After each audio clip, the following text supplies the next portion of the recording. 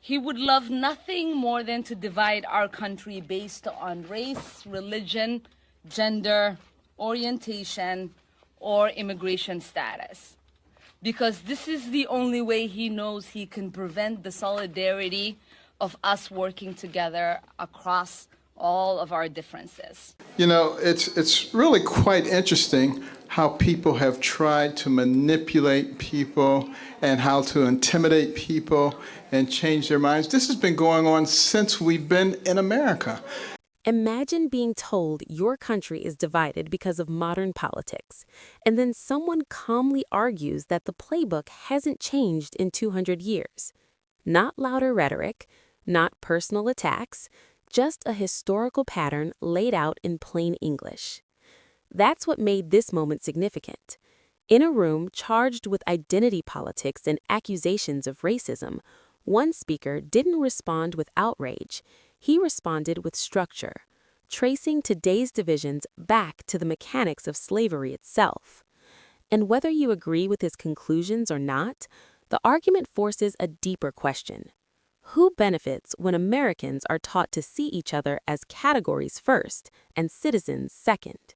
And thank you for your courage to be here, because in the society that we live in today, it takes a lot of courage to say that you're supporting President Trump. And, you know, it's really quite interesting how people have tried to manipulate people and how to intimidate people and change their minds. This has been going on since we've been in America. You know, you go back to the days of slavery, you know, and in a lot of the states there were more slaves than there were owners. So what did they do? They had to divide the slaves. So they told the ones in the house, you're better than the ones in the yard. And the ones in the yard, you're better than the ones in the field. And then after slavery was over, the light-skinned ones, you're better than the dark-skinned ones. And on it went, trying to divide people. Today, they say, if you are a conservative, then you are somehow an Uncle Tom, you're a horrible person, you're a demon. What a bunch of crap, you know, but, you know, it's been going on for hundreds of years. And it's really time to put a stop to it. So I am very happy to see that you have the courage to come out. You know, it doesn't bother me anymore because, you know, I only worry about what God thinks. I don't worry about what these other people think.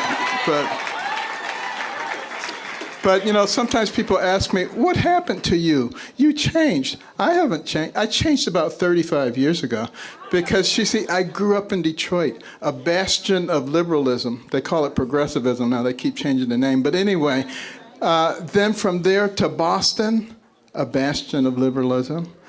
Back to Detroit, and then to New Haven, Connecticut, a bastion of liberalism, and then to Ann Arbor, Michigan, a bastion of liberalism, and then to Baltimore, Maryland, a bastion of liberalism. So I had no chance. I was a liberal. I was way out there. And then I did something that liberals are never supposed to do.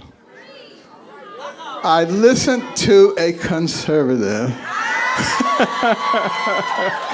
I listened to Ronald Reagan. And I said, you know, he doesn't sound like a horrible racist person. He sounds just like my mother. And at that point, I started thinking for myself. And that made a big difference. It made a big difference in my medical career, too. I didn't do what everybody else did. I always started thinking out of the box. How do you solve this problem? And that's the reason that God gave us these complex brains. Your brain has billions and billions of neurons, hundreds of billions of interconnections. It remembers everything you've ever seen, everything you've ever heard. It can process more than 2 million bits of information in 1 second. Would God give you something like that just so that you can be a sheep and follow what somebody else tells you to do? Or to think for yourself? And you know, don't you find it fascinating that so many people say the president's a racist? He's a horrible racist and everything he does. Well, you know, it seems to me like some years ago, Jesse Jackson actually gave the president an award in New York City because he opened so many opportunities for black people. Is that what a racist does?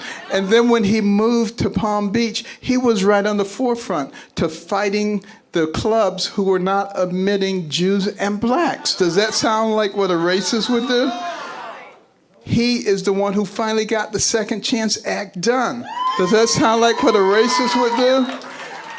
When he took office, he brought the office of HBCUs to the White House so it could get appropriate attention, more money than ever. Opportunity zones so that people could take this money and direct it to the places where people did not have opportunities before. An economy where you have the lowest unemployment rates for black people in history. And it goes on and on and on. Let me tell you something.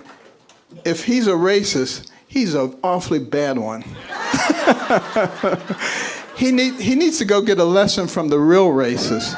The people who look at somebody like you and me and they say, because your skin is a certain color, you have to think a certain way. And if you don't, there's something wrong with you. And they start calling you names. Those are the real racists.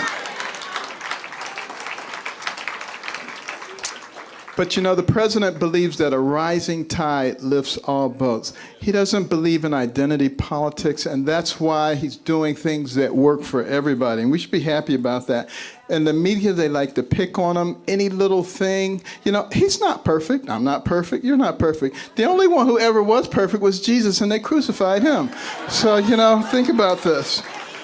And we need to just look at the big picture, think about all the incredible things that are happening. Think for ourselves and be missionaries. Go out and talk to your family, talk to your friends, help them to realize, because see, if all they're doing is looking at certain media, they don't even know about these things that we just talked about that he has done. And so they can perpetrate this horrible image of him being a bad person. It is absolutely not true. I work with him all the time. He's a wonderful person. He's become a good friend. You remember during the campaign when we were having a debate and I couldn't hear my name. I came out, I stood there, I was waiting to hear everybody else gleefully walk past. He was the only one who stood with me until they straightened it out. That's the kind of person that our president is. He is my friend, and he will be your friend as you get to know him. In a lot of the states, there were more slaves than there were owners. So what did they do? They had to divide the slaves. So they told the ones in the house, "You're better than the ones in the yard." The ones in the yard, "You're better than the ones in the field." And on it went, trying to divide people. That's the moment, because it reframes the entire debate.